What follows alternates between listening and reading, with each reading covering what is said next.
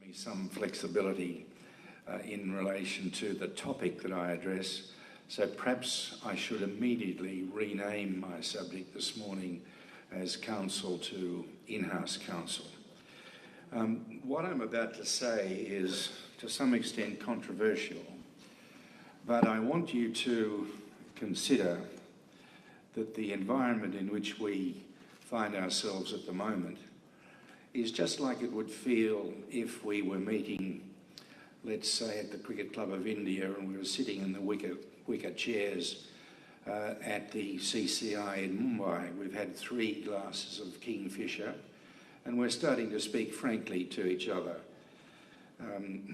I've told you, as we consume our Kingfishers, that I have a deep love and experience of this country, playing cricket, watching cricket as a member of the Australian Cricket Board, and more importantly, as somebody with a very, very healthy share of Indian blood in my system.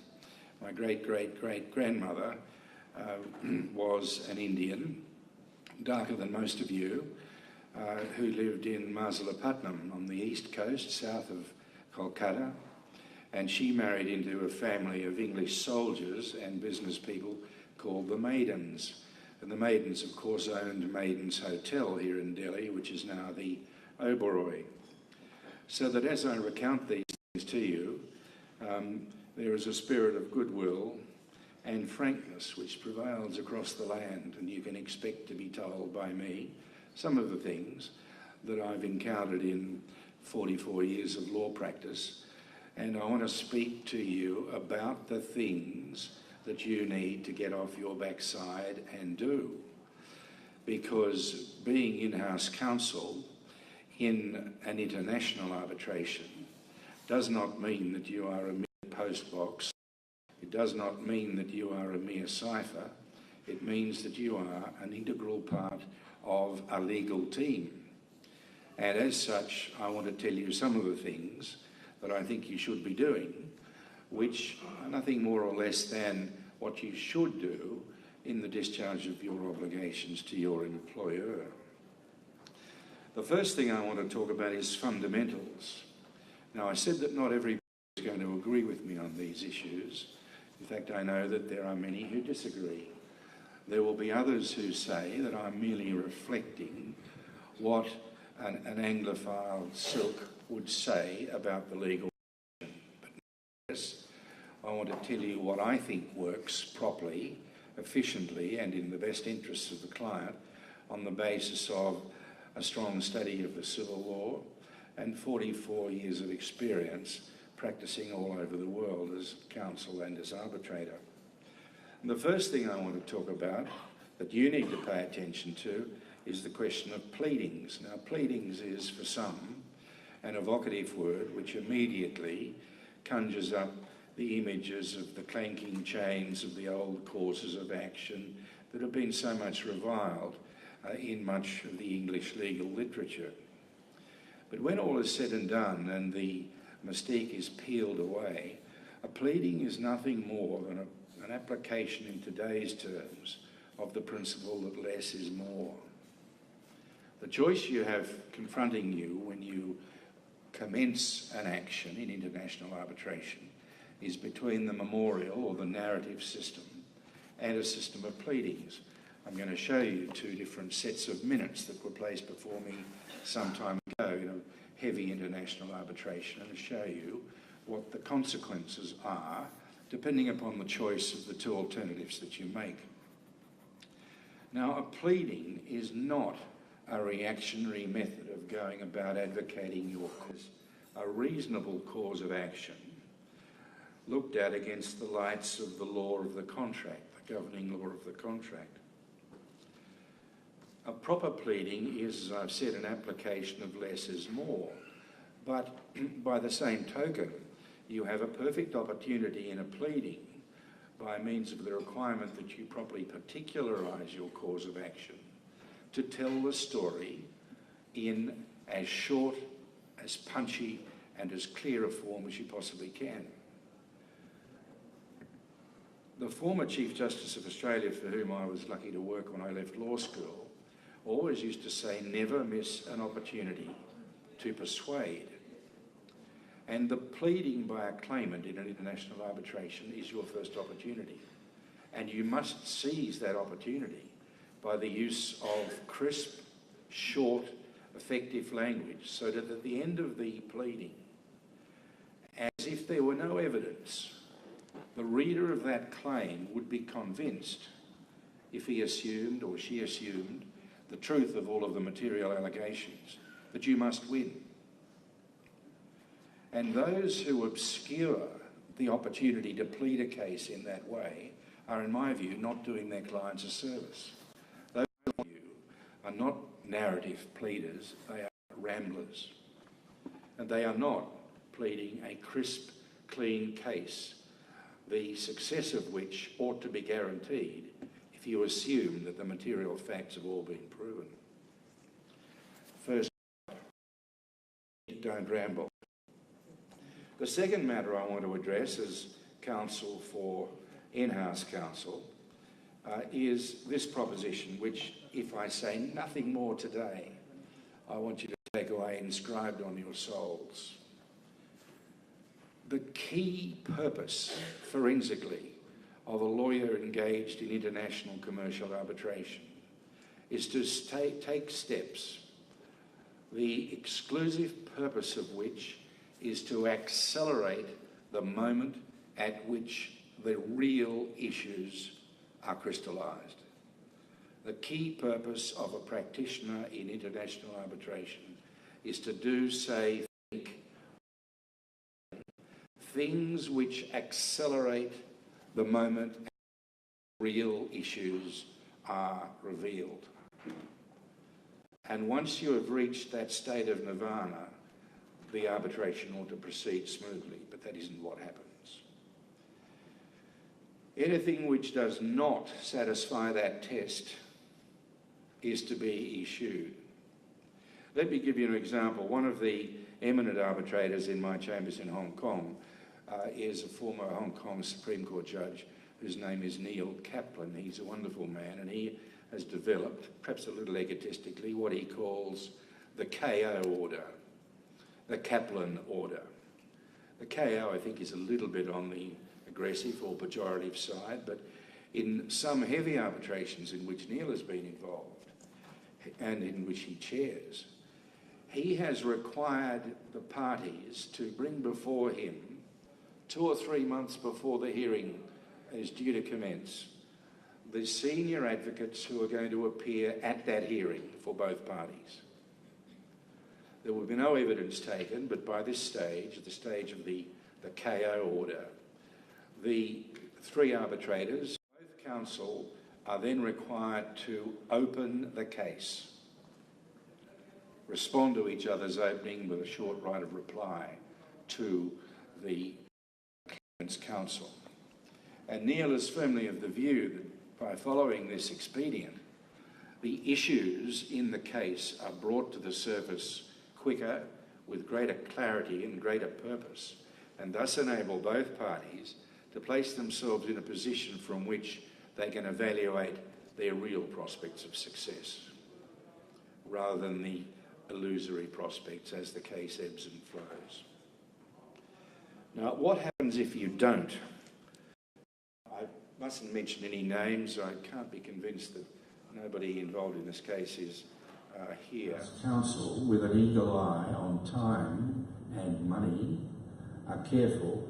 This is the sort of order that will emerge from a preliminary conference, a management conference, real case. So we've had the request for arbitration, we've had the responses, the answer. 3 weeks ago, what the claimant wanted to do was to have 6 weeks from the date of the preliminary conference, the management conference, to put on his points of claim. Now, why should that be? They've been thinking about this case for months. They've taken advice, probably from 1 or maybe 2 different lawyers, as well as forming their own views. But to get to the management conference and then say they need a further several weeks to put on the pleading, is probably only relevant to the size of the bill of the outside lawyers who've been retained, but it gets worse. After that, the statement of case has been filed. Then a further 6 weeks are suggested to elapse for the respondent's statement of offence, a further 6 weeks for the statement of reply. Okay, now we're in 2017 at the moment. A further 4 weeks for request for production of documents. Now, if the request for production of documents really concerns itself with documents which are essential in the contention of the claimant and in the contention of the respondent, why has consideration not been given to this earlier? After that, there's some objections to the request for production. That's another 4 weeks. Then there's something called a discovery hearing. Now, the word discovery is anathema to international commercial arbitration. It should never be used. That hearing is going to take place in a further 4 weeks. So we're now at the 30th of September 2017. Exchange of witness statements, November the 1st. Notification of the names of the witnesses in fact and the experts, the 15th of November. Further conference, 30th of November. Circulation of the hearing bundles, 30th of December, and then a hearing sometime in 2018. Now, the respondent's suggestion as to how this stately saraband should proceed was something worse than that. They insisted that there be 3 layers of statements, 3 layers of documents, a thing which they were pleased to call a rejoinder, which is absolutely unnecessary if the pleadings are being conducted properly, and then to heap ossa on pellum, a thing called a surrejoinder. Again, totally unnecessary. The only meaningful effect of both of those 2 documents is to add to the amount of money that your client, your company, will have to pay for this arbitration. This second proposed timetable meant that the hearing was going to be conducted in June of 2018. Now, if anyone thinks that's satisfactory, you need to revise your views about the proper way of conducting international commercial arbitration. Can I then move to another consideration that I want you to think about? It's production of documents. Now, those who do best in the contest for the production of documents in international arbitration are those who frankly confess at an early stage that they require these documents. There is no weakness in doing that. Take a damages case, for example, involving the sale of some land. You haven't got them. If you tell the arbitrators that, explain why they're relevant to your case, you are far more likely to get a reception from the arbitrators which is beneficial to you. Now, Michael Schneider, who's a wonderful European arbitrator, still firmly believes that you don't commence an arbitration as a claimant unless you at that moment have all of the documents that you consider are necessary to prove your case. He fights with Alexis Moore, the president of the ICC court, interminably on this subject, but of course Michael's wrong. The answer is not US-style discovery at the other end of the spectrum. It lies somewhere in between. But as in-house counsel, it's your job to ensure that the request for documents, for indeed this process is driven by a request, that the request is very tightest time and tightest subject matter. And then, together with an explanation why you need them, then you'll get those documents. Now, the rule is, 1, a request, 2, expressly narrow targets as to time and as to subject, and then an explanation as to why you want them. Now, it's very important, and I think it's one of the most important points I want to make today, that you understand the consequences of a failure to produce documents if you've been directed to do so by the tribunal. Now, this is where we enter into a heretical, nonsensical world, the world of the so-called adverse inference. It's Article 9.5 of the IBA rules, and it's nonsense. Because it is said that if a person or a company refuses to produce a document it's been required to produce, then the tribunal can draw an inference, listen, that the contents of the document would be adverse to the non-producing party. Now that cannot be right. By definition, by hypothesis, you haven't got the document. You are thereby deprived, it seems to me, of any proper opportunity to make a comparison between the contents of the non-produced, or maybe even non-existent document, and some other piece of evidence in the hearing, in the proceedings. How on earth can you say that the contents of an unproduced document are adverse to the party non-producing when you have no idea whatever of the contents? I suggest that the proper rule is that if a witness is not called or if a document is not produced, then the only inference that can be drawn is that nothing in that document or nothing that witness could say, if called, would assist the non-producing party. Now, there are a couple of recent decisions on the point. The one that I picked up yesterday was one that I think you should read because it shows you as in-house counsel the dangers of not producing. Not everybody in this field, we've got about a minute, Ruben. Yeah. Not everybody in this field takes the view that I take. That's fine, they're entitled to be in error, just as I'm convinced that I'm right on this question.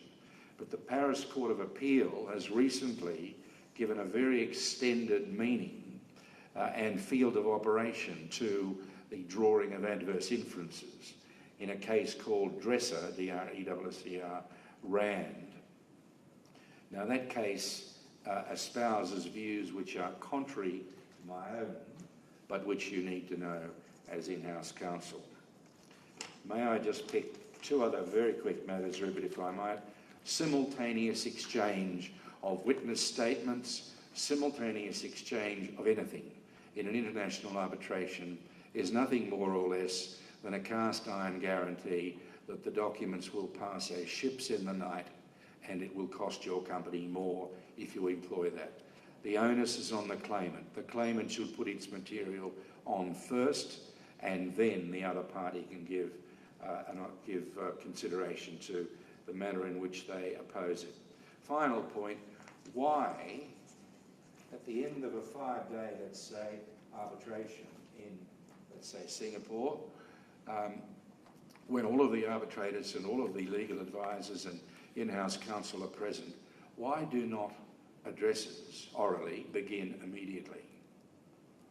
What wimpy climate do we now live in which good counsel cannot be ready to mount an address after they've been working on the case for months? It may not be the end of the story, but surely it is not unreasonable to expect counsel who are there, primed, ready to go, with a receptive audience to at least outline the case that they propose to rely upon. They may have to supplement it with written material, but why does everybody pack up and run to the airport when the oral addresses could start, thereby accelerating that magic moment? Now that's some points that I want to get off my chest after 44 years in this profession. But if you took into account just one or perhaps two of those points I've made to you and asserted yourself as in-house counsel, you would prove to be a much more valuable employee.